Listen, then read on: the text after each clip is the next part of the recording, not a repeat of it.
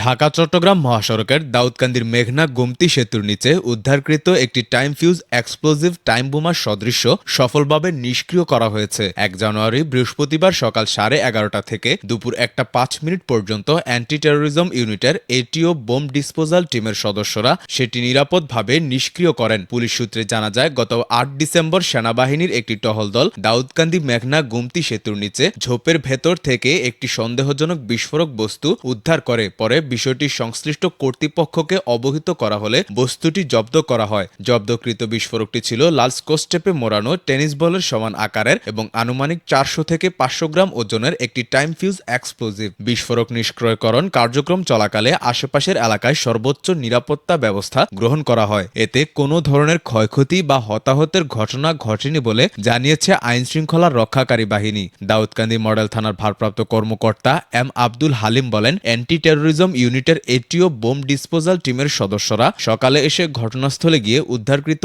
একটি time fuse explosive time বোমা সদৃশ্য সফলভাবে নিষ্ক্রিয় করে। এ ঘটনায় প্রয়োজনীয় আইনানুগ ব্যবস্থা গ্রহণ প্রক্রিয়াধীন রয়েছে বলে তিনি জানান।